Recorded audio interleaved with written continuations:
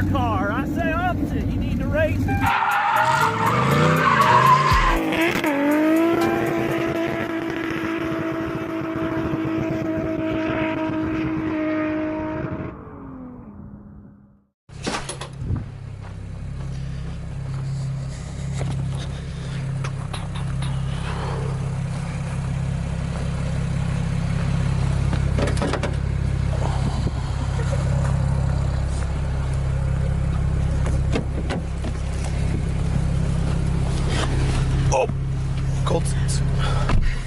Yeah.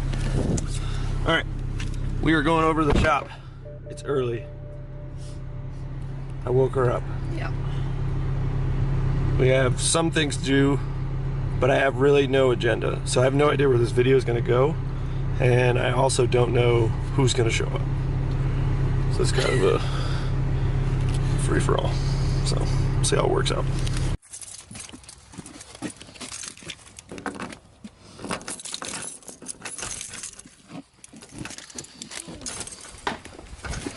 Oh God, I'm already dropping shit. So, I came here earlier. We've been here for a little bit already. And I knocked out, one of the things I had to do today was do this really ghetto repair on Brennan's motorcycle. This splined portion snapped. And there wasn't enough meat for this bolt to clamp down on it. So what I went ahead and did is I cleaned up the end of a bolt. I welded it to what was the remainder of the spline shaft. I used this bolt to force this onto the spline shaft as tight as I can because it's actually got like a bevel on it. And then once that was tight, I tightened this down the rest of the way, and it seems to be really good. One of the problems I ran into though was after I had clamped this down and, you know, kind of changed the position of it, this was contacting the case. So I cleaned this up and I heated it up with the TIG welder, and as I was heating it, I was bending it back, and now it's good to go. The other thing that we had to take care of today, other than trying not to lose my lens cap, was get the 1JZ up on the stand for Laker and the little Miata that could. So we went over to D&B to get the proper bolts, and D&B decided to completely rape me on 4 bolts, if it'll focus, it probably won't, for $25. $5 a bolt. Better be made of fucking gold.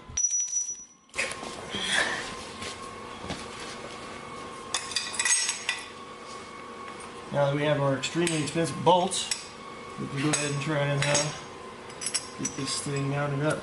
Now I had some bolts over here earlier, but they were like just a shade too long, and rather than try and source some spacers or make some tube spacers or do random crap like that, I was like, oh, I'll just do the right thing to get the right bolts. Paid for that one.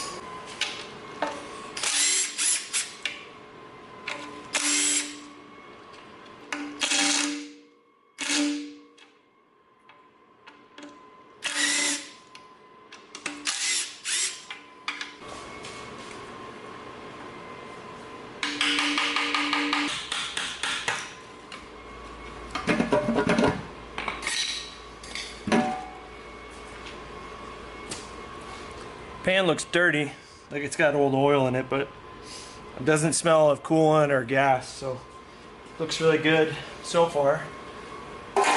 The pickup looks super clean, and the windage tray looks really good too, so all really good signs. So it's good. I'm going to keep going. Take the rest of this pan off.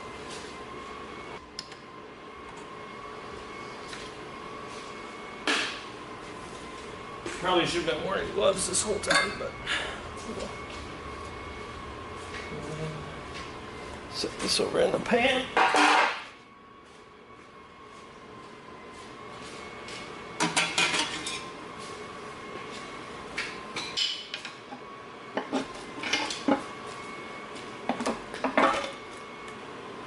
And nice little drain there. All right, pan is off. So looking at the bottom end of this 1J, it looks pretty good. This is just sealant right there. It's pretty clean. Definitely has some mileage on it. However, like the main caps look good. I'll have to get in here with a flashlight and kind of just take a closer look at everything and make sure that it looks healthy. But overall, I'd say it looks in great condition, which is good news for Laker. So he knows that he's getting a good quality engine. We did compression test this before we took it out, and it was mint. So this was kind of the other thing that we wanted to check. I'm gonna go ahead and try and get this cleaned up. Again, inspect all the rods and make sure everything looks as it should. Look at the cylinder bores, see if I can see any wear.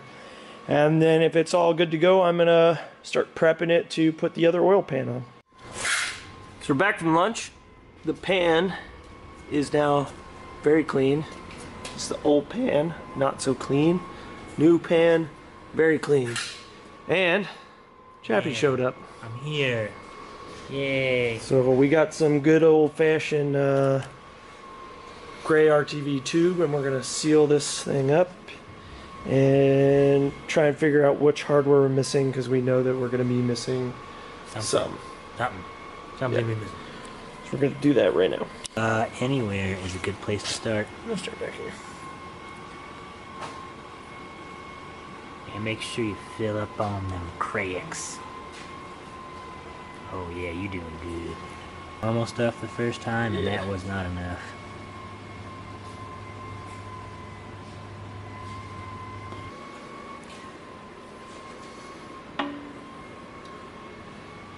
See if I can't.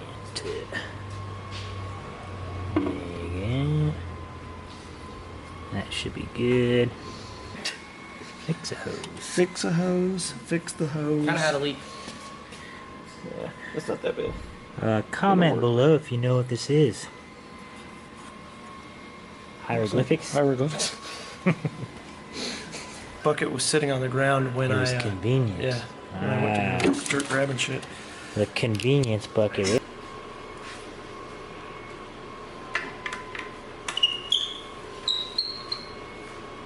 In the face. Ain't no telling what he's doing. Speed handle. Yeah, so I don't break things or over torque them. Yeah, that's smart. Because knowing me, Break the shit out of yeah, break the fuck out of it.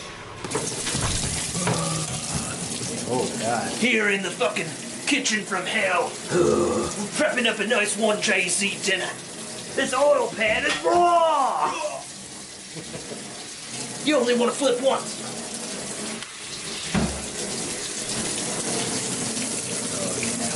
Why is it scheduled tank like this? This has been in here since I got back. It's just been in there. Yeah. Oh, fucking wild. I think I'm gonna use some Dawn on this to save a couple bucks.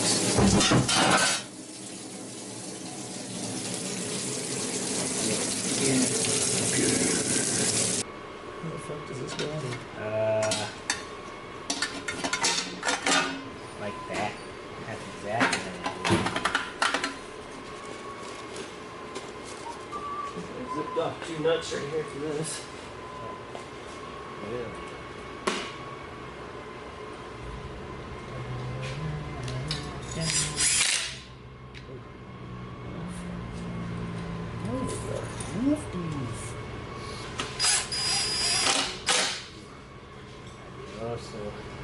Well, sit down. Okay. Now, you do the other thing. Oh, you gotta clean this shit off. Can you see that on camera? Yes. Looks like shit. Looks terrible. Looks dirty. Back in the saucy kitchen, cleaning up someone else's path. You gotta get deep in the crotch of it. Like, you gotta really crotch. You gotta really fist the corners. You gotta watch out for the stingers there. Yeah, fucking hard crikey. Cleaning a fucking oil pan. Someone's seeing some water there. Yeah, it wouldn't surprise me who it came from. Old B Wickman. Alright, so as you can see, I snapped that one off. That one apparently was already snapped off. And that one doesn't have any threads. So, kind of back to square one with this part of the pan. I think we're going to go ahead and pull it over here to the TIG welder. I'm going to try and extract these two studs and then see what we can come up with. We're filling and blending, possibly re-drilling and tapping this stud. Otherwise we might have to helo coil it, which I really don't want to do. So, no. Doctor? Well, Doctor, We have successfully repaired the one hole without even drilling anything. Care to explain? Ta-da! Oh, it's not going to focus. It's focusing on your face. What if I do this? Put it down here next to this. See if it, It's called tap and die. Apparently, a M6 by 10 hole is actually the perfect tap drill size for a quarter 20. Quarter 20. A standard Standard quarter 20. So there will be one standard thread bolt and the rest will be metric. It'll be excellent. But it probably will thread and it probably will tighten, which will be good. Which is more than what it was not doing. It definitely was not tightening. I'm pretty sure I just pushed it all the way through. Yeah, there was no threads there. Now we only have to get that stud out and that stud out, and for that we will be cruising on over to the old Tigger welder, and we're gonna Tigger welder right out of there. Wait. How? Yeah. How? Never mind. You're right. You already know how. Yeah, I know. You know how.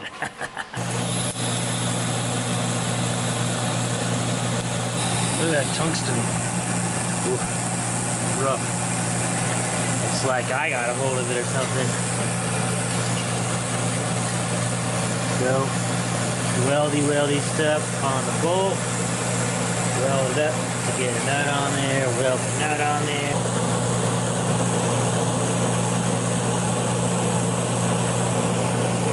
There you go.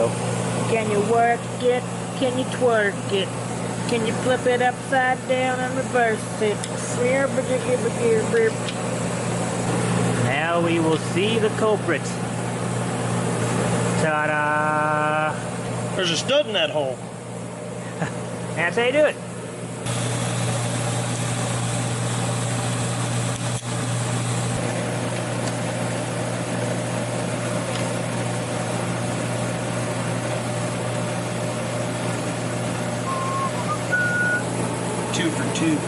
Actually, 3 for 3. Sweet. Well, sort of. Fucking 1 on that other one. 1-0 and 2-0.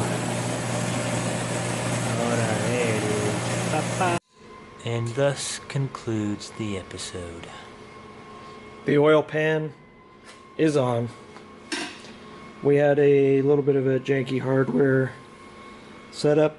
Some bolts required shortening. Some studs required removing. And some holes required re-tapping. So, other than that though, I think this thing is on there. And I'd call that a pretty successful install / removal.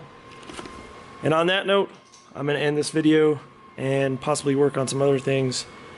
But as far as this one's concerned, thanks for watching. Thanks for subscribing.